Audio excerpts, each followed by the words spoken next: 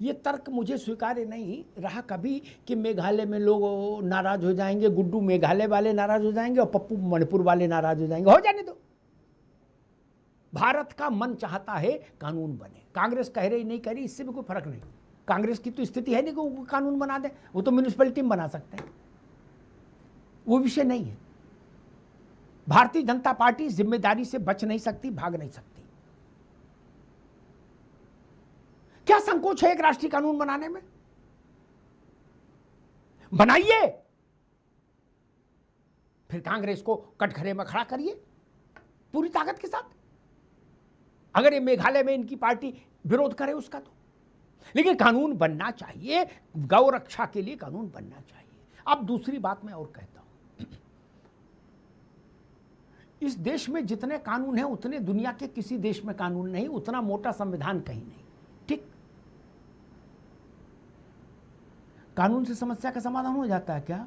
जो अखिलेश यादव के समय उत्तर प्रदेश का कानून था, वही कानून योगी जी के समय में उत्तर प्रदेश में है। मैं चुनौती देता हूं विवेक जी, चुनौती, उत्तर प्रदेश में जिस जिसको गलतफहमी हो कि हम साहिब हिंद हैं, रुस्तम हिंद हैं, मुगले आजम हैं, गाय काट कर देख लो। प्रत्यक्षम किम प्रमाणम, हाथ कंगन को आरसी क्या, पढ़े लिखे को फारसी क्या, फिर बाबा का ताप देख लो। क्या 7 पीढ़ियां सिहर जाएंगी, 7 पीढ़ियां सिहर जाएंगी। कानून से ज्यादा जरूरी है इच्छा शक्ति शासक की। उत्तर प्रदेश उसका प्रमाण है, प्रमाण। कोई माई का लाल काट के देख लेना गाय, है किसी में हैसियत? किसी की हैसियत है क्या? कांग्रेस के कार्यकर्ता केरल में चौराहे पर गाय काट सकते हैं, उत्तर प्रदेश में काट के दिखा दें? नहीं काट सकते। वहां ताली बजा सकते हैं गाय को काटकर, उत्तर प्रदेश में ऐसी हिमाकत कर नहीं सकते। स्वप्न में भी गौवध उत्तर प्रदेश में करने पर आदमी पजामा खराब कर लेगा, अगर स्वप्न भी देव में ऐसा करेगा तो।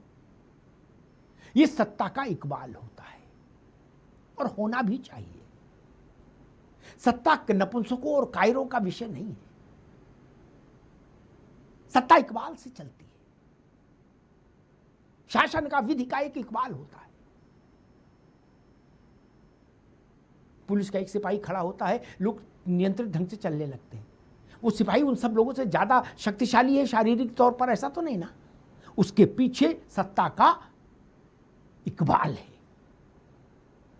और एक बड़ी बात मैं कहता हूं, ऐसी जिद्दें जो तनाव, सांप्रदायिक तनाव पैदा करें कि सड़क पर तो नमाज होगी, क्यों भाई सड़क पर नमाज क्यों होगी? समाजवादी पार्टी उसकी तरफदारी उत्तर प्रदेश में कर रही थी कि जगह नहीं इसलिए सड़क पर होगी। सड़कें नमाज के लिए नहीं बनी। लेकिन फिर भी मैं उत्तर प्रदेश का उदाहरण दूंगा। उत्तर प्रदेश में बकरीद आएगी, देख लीजिएगा कहीं किसी मोहल्ले में भी सड़क पर नमाज होती नहीं मिलेगी। देख लीजिएगा मेरी बात। बंगाल में अभी इम्तिहान होना बाकी है, वहां रिजल्ट आएगा भी बकरीद पर। शुभेंदु अधिकारी की व्यवस्था कैसी है? लेकिन हुमायूं कबीर जैसे लोगों को देखिए जो ताल ठोक रहे हैं कि कोई कयामत तक कोई रोक नहीं सकता गायवध, गौवध। यह स्वीकार्य नहीं हो सकता, किसी सूरत में स्वीकार्य नहीं हो सकता। और वंदे मातरम को कलमा से जिसकी तुलना करने वाले लोग जहनी तौर पर बीमार हैं, मानसिक तौर पर बीमार लोग हैं। कलमा एक मजहबी विषय है। आप इस्लाम अपनाना चाहते हैं तो कलमा पढ़ेंगे। वंदे मातरम हर उस आदमी को पढ़ना चाहिए जो भारत को मां मानता है, वो हिंदू हो, मुसलमान हो, क्रिश्चियन हो, बौद्ध हो, कोई हो। वंदे मातरम को लेकर कांग्रेस का इतिहास कभी साफ नहीं रहा, कभी नहीं रहा, नेहरू जी से लेकर आज तक। वंदे मातरम की सर्जरी किसने की थी? कि जनसंघ वाले कर गए थे? नहीं ना, तब तो मोदी थे भी नहीं। वंदे मातरम को काट छांट कर छोटा किसने किया था? कांग्रेस ने, कांग्रेस ने, कांग्रेस ने, जवाहरलाल नेहरू ने। और वो बता रहे हैं कि हम वंदे मातरम के लिए बड़े हृदय से साथ हैं। आपने वंदे मातरम को विकलांग करने की कोशिश की, अपाहिज करने की कोशिश की। ये तो भला हो नरेंद्र मोदी की सरकार का कि उन्होंने अभी जाके पूरे उसके सारे छंदों के साथ उसको राष्ट्रगान घोषित किया और अनिवार्य किया कि सारा पूर्ण पाठ होगा वंदे मातरम का। वरना आपने तो उसको बरगद के पेड़ को गमले में उगा दिया था। क्यों, क्या चिढ़ थी आपको वंदे मातरम से? कोई समस्या थी? उसको वंदे मातरम आपके कान में पड़ जाए तो आपके पेट में गुड़गुड़ क्यों होने लगती थी? मैं समझ नहीं पाता, भारत में राज करने वाले लोगों को वंदे मातरम से समस्या हो सकती है क्या? मां को मां नहीं कहेंगे तो फिर उन लोगों को हम क्या कहें जो मां को मां नहीं कहना चाहते? और फिर बोलोगे हम तो यहीं पैदा हुए यहीं दफन हो जाएंगे। तो जब यहीं पैदा हुए तो इसको मां कहने में कितना शर्म है? अपनी मां को मां नहीं कहते हो ना, तो भारत को मां कहने में समस्या है? वो हम अल्लाह के आगे अल्लाह को छोड़कर किसी के आगे नहीं झुकते। मुफ्ती साहब पुराने आदमी, मैंने एक आध प्रसंग एक आध बार सुनाया, हमने बड़े बड़े रंगबाज मुसलमानों को विवेक जी क्या दरोगा के आगे झुकते देखा, एमएलए के आगे झुकते देखा, मुलायम सिंह यादव के सामने झुकते देखा, मायावती जी के सामने कोर्निश करते देखा, जो ये कहते थे हम अल्लाह के आगे के अलावा कहीं नहीं झुकते। वो सबके यहाँ झुकते देखे हमने क्या?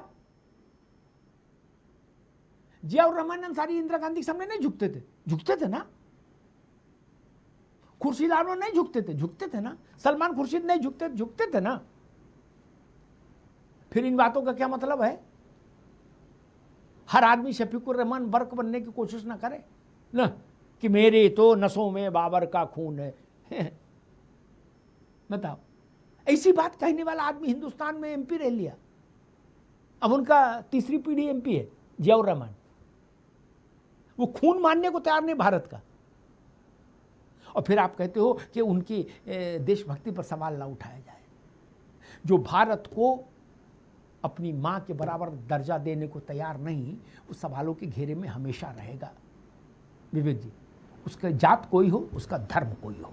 धन्यवाद।